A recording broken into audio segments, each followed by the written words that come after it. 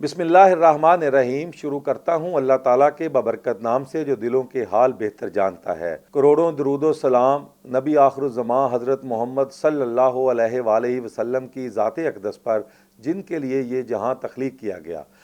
मैं हूँ मोहम्मद मदर इकबाल।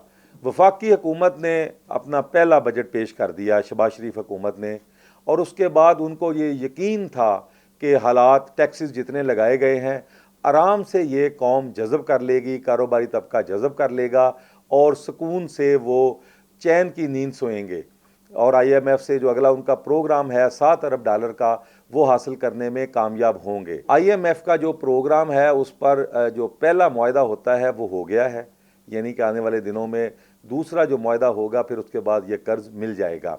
लेकिन जो आपने पहले टैक्स लगाए हैं खौफनाक हद तक जो है वो लगे हैं और आवाम उसको, कारोबारी तबका उसको बर्दाश्त करने को तैयार नहीं है। पहला उसका जो नतीजा आया था, पेट्रोलियम डीलर्स एसोसिएशन ने हड़ताल की थी, उन पर 0.05% कोई टर्न ओवर टैक्स था कि विद होल्डिंग टैक्स वो लगा था और उस पर उन्होंने हड़ताल की। शाम को वो उनको वापस ले लिया गया और कहा गया हुकूमत की जानिब से कि ये क्लैरिकल मिस्टेक थी। उसके बाद फ्लोर मिल्स एसोसिएशन ने हड़ताल कर दी।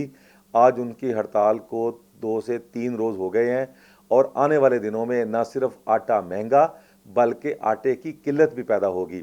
अब फ्लोर मिल्स मालकान का एक इजलास हुआ जिसमें उनका ये मौक़िफ़ था कि वो ये टैक्स जो उन पर लगाया गया है 5.5% टैक्स है, ये वो नहीं दे सकते और उनको विद होल्डिंग एजेंट बना दिया गया है, यानी कि वो तमाम टैक्स वो जो डीलर्स को देते हैं वो इकट्ठा करेंगे।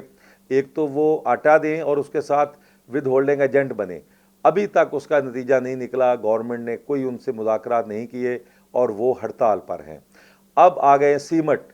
अगर उनका ये मौक़िफ़ है फ्लोर मिल्स मालकान का, अगर ये टैक्स लग गया, आटा तकरीबन 200 रुपये 20 किलो आटे का थैला महंगा हो जाएगा।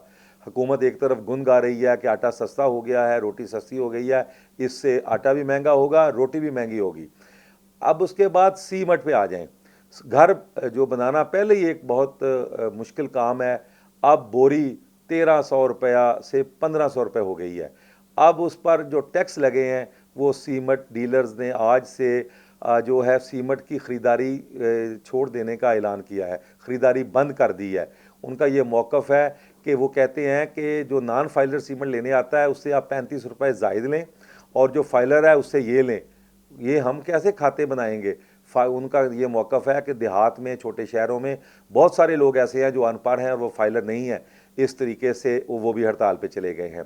अच्छा, दूसरी जानिब all Pakistan goods transport association ने भी बेतहाशा टैक्सों के ख़िलाफ़ 25 जुलाई से हड़ताल का ऐलान किया है, यानी कि जो है उसकी सामान की तरसील एक शहर से दूसरे शहर में नहीं होगी।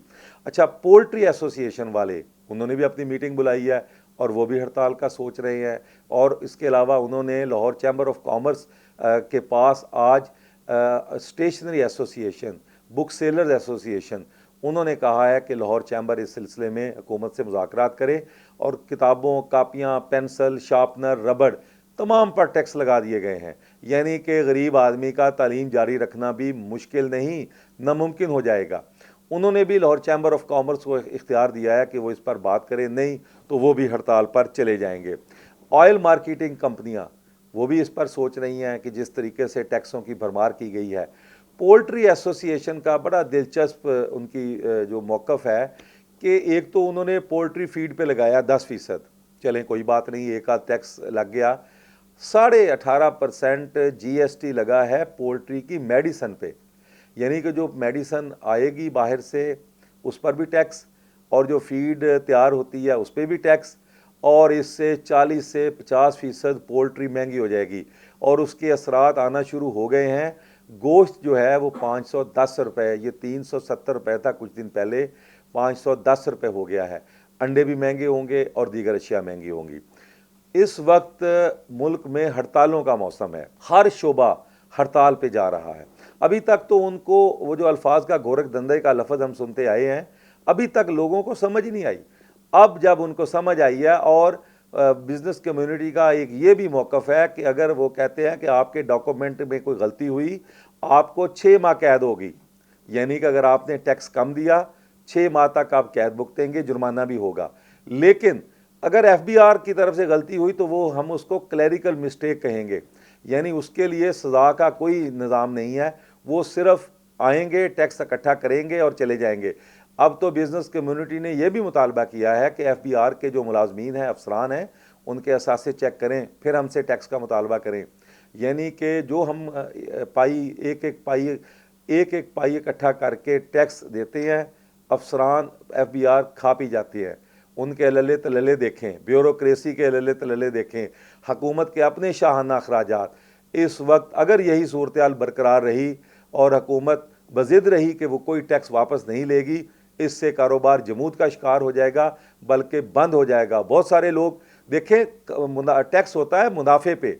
अगर बिजनेस कम्युनिटी मुनाफा ही नहीं कमाएगी, टैक्स कारोबार ही नहीं चलेगा, तो टैक्स कहाँ से देगी? होटल एसोसिएशन है, वो भी हड़ताल का सोच रहे हैं। तकरीबन तमाम जो कारोबार है इस वक्त, कारोबारी तबके हैं, वो इस बात पर जो है वो उनका ख्याल है कि आने वाले दिनों में कारोबार इस तरह नहीं चल सकता जिस तरह हुकूमत चलाना चाह रही है, और बेहतर यह है कि हड़ताल पे चले जाएं। हुकूमत को थोड़ा सा कारोबारी तबके के साथ मुज़ाकरात करके टैक्सेस में रद्दोबदल करना चाहिए। ये ना हो कि 1 साल के बाद आपने जो 12,000 अरब टैक्सेस का हदफ रखा है वो आधा भी ना हो। टेक्सटाइल इंडस्ट्री इस वक्त बंद है और बहुत सारी इंडस्ट्री बंद होती जा रही है। जो बिजली महंगी, गैस महंगी, पेट्रोलियम मसनूआत महंगी, फिर उसके बाद ऊपर से टैक्सेस की भरमार। इन हालात में पाकिस्तान में कारोबार चलना बहुत मुश्किल हो गया है। हुकूमत, एक शेर है, आप ही अपनी अदाओं पे ज़रा गौर करें, हम अगर अर्ज़ करेंगे तो शिकायत होगी। इसी के साथ मोहम्मद मज़हर इकबाल को इजाज़त दीजिए। अल्लाह हाफिज़।